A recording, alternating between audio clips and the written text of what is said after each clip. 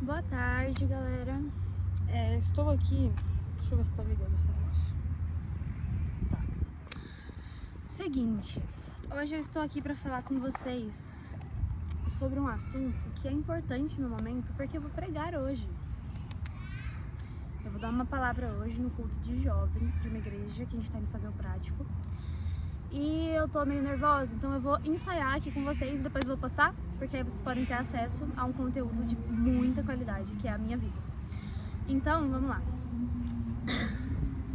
Vou começar contando pra vocês um pouco do meu testemunho, como que eu vim parar aqui onde eu estou nesse momento, e é uma história bem doida. O que acontece? Minha família, né, minha casa, meus pais, nunca foi uma família muito de ir pra igreja. A gente ia, às vezes, frequentava a igreja católica por conta dos meus avós, é uma coisa assim, bem, tipo, cultural da família, sabe? E em um determinado momento eu me vi como uma pessoa que não acreditava em Deus. E muitas pessoas que, tipo, me conhecem, né, já sabem dessa história minha do ateísmo e tudo mais. Eu sempre fui uma pessoa muito racional. Então, pra mim, acreditar que existia um Deus que me via, que me amava e que, tipo, eu não posso ver ele, era uma ideia bem estranha, sabe? E por muito tempo eu passei acreditando nisso, eu passei muito tempo acreditando nisso e vivendo isso de verdade.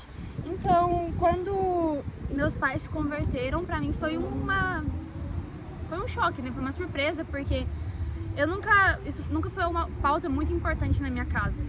E de repente meus pais, eles queriam ir pra igreja sempre, e aí entrou a pandemia, a gente tinha que assistir os cultos em casa, e tipo assim, pra mim era um saco. E aí a gente voltou da pandemia, eu tava toda essa rebeldia dos meus pais indo pra igreja, e eu indo obrigada, né, porque eu era filha deles, sou filha deles. E só que em um determinado momento eu parei e eu comecei a olhar pra essa situação com um olhar de tipo, eu tô vendo os meus pais serem transformados. Tipo, eu via algumas mudanças no comportamento deles e como eles estavam felizes com isso que eles estavam vivendo. Nossa, esse vento aqui tá bagunçando todo o meu cabelo, né? Enfim. E eu via como eles estavam felizes onde eles estavam e, tipo... Cara, não tinha uma explicação a não ser o fato de que Deus era real, entendeu? Não existia outro motivo para meus pais estarem felizes daquele jeito, a não ser que Jesus realmente existisse. E eu comecei a entrar num parafuso, né? Porque, assim, não tinha como eu acordar um belo dia e falar, nossa, hoje Deus existe. Porque era muito tempo me convencendo de que não era real. Então, quando eu me deparei naquele momento, tipo, com algo que me deixou uma interrogação, eu quis saber mais, sabe? E aí foi onde eu frequentei o primeiro GC, né? Que é o grupo de crescimento, tipo célula. E aí eu fui pro GC e eu cheguei lá e eu abri o meu coração. Eu falei pras meninas e pra líder, né, do GC, eu falei, cara, eu não acredito em Deus, mas eu queria muito acreditar e eu não sei como. E naquele dia a gente, tipo, eu nem lembro o que foi falado naquele dia, mas eu lembro que a gente comeu algo, a gente comeu açaí. E as meninas oraram por mim. E naquele dia de noite, era um sábado, tinha o culto de jovens, né, que é o Influa. E aí eu fui pro Influa com elas e eu já tava, tipo, meio, sabe, deslocada. Eu não sabia o que eu ia fazer lá, não sabia como ia ser. E eu sei que eu cheguei lá, começou o louvor e eu senti o toque do Espírito Santo pela primeira vez.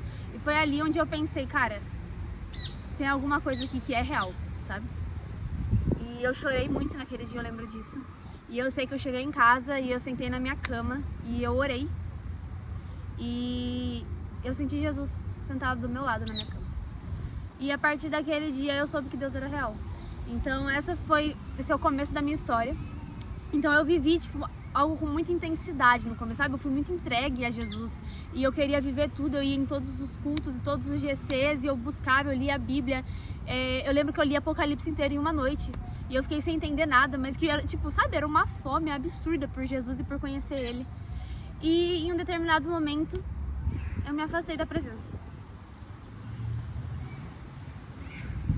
Mas vou voltar um pouquinho a história, porque senão vou pular muitas etapas. Quando eu tava nesse momento, eu recebi uma palavra, com 13 anos, sobre missões. E eu nem sabia o que era, eu lembro que eu fui pesquisar depois, eu compartilhei com a minha mãe. E quando a minha mãe foi orar, o Senhor confirmou pra ela e disse que Ele ia me tirar de casa cedo. Só que eu tinha 13 anos, então assim, tinha um processo, né, até eu poder sair de casa. Então foi algo que ficou meio ali, sabe, tipo um spoiler do que poderia acontecer no futuro.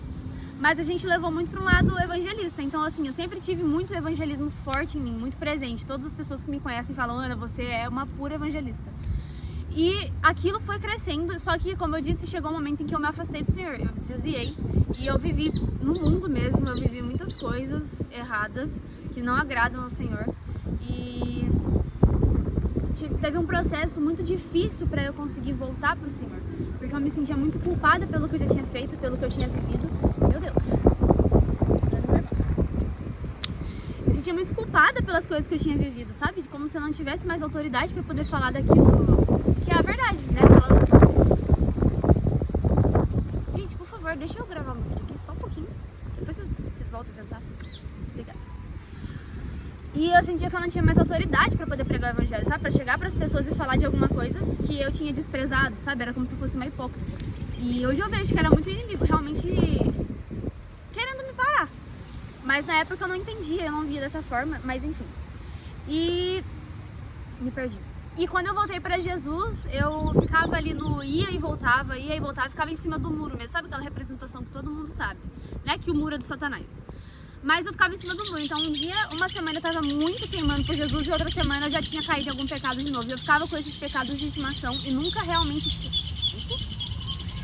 vivia algo real com Jesus, sabe? Tipo, uma entrega verdadeira e tipo, cara, Jesus, eu quero você. E eu sempre falo que, tipo, o que mudou a minha vida com Jesus foi o posicionamento. É realmente, mano, tomar vergonha na cara. Porque quando você entende que a sua vida, tipo, sua santidade, você cumpriu o propósito que tem pra sua vida, tudo isso se baseia em relacionamento com Deus. Então, cara, se você não tem relacionamento com Jesus, não adianta você tentar lutar contra o pecado com a força do seu braço, porque você sempre vai perder.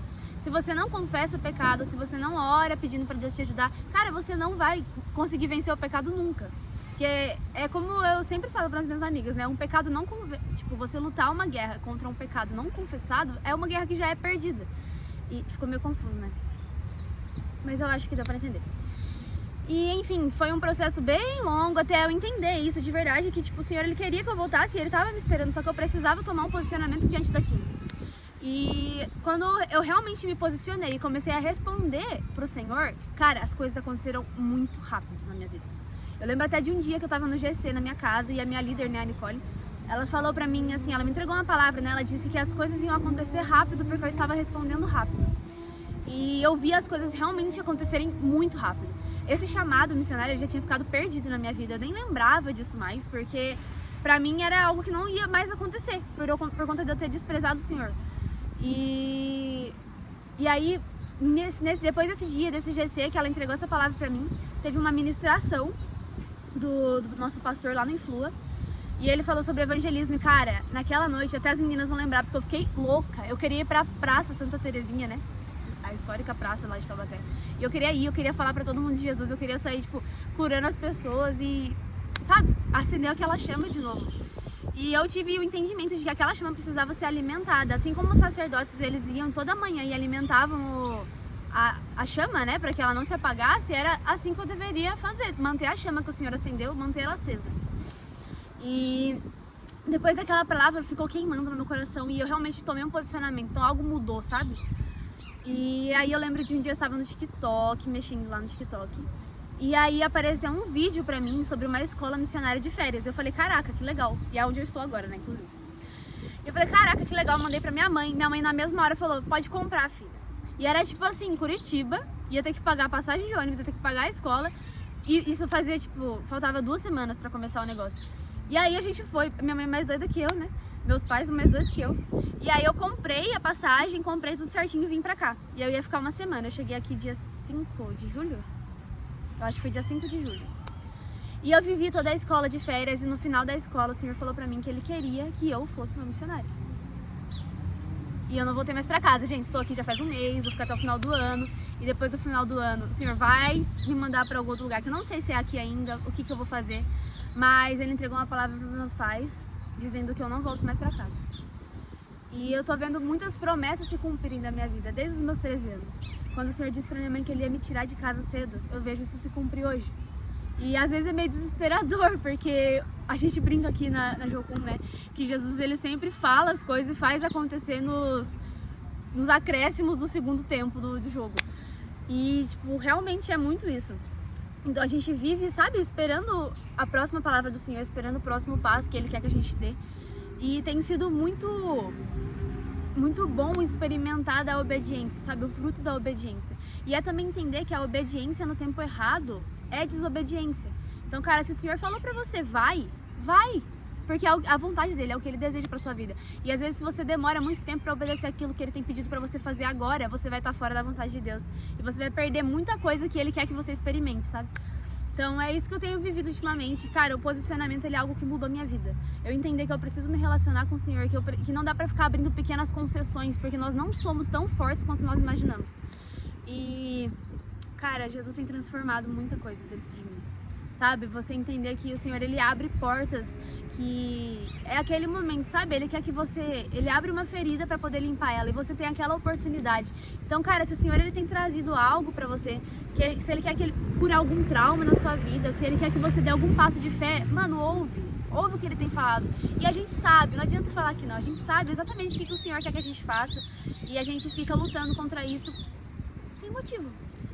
Porque não existe nada melhor do que experimentar da vontade do Senhor, que é boa, agradável e perfeita. Então é isso, gente. Era isso que eu queria compartilhar com vocês. E é isso que eu vou compartilhar hoje de noite. Eu tô meio nervosa. Mas eu sei que o Senhor vai me capacitar. E é isso, gente. Fiquem com Deus. Beijo.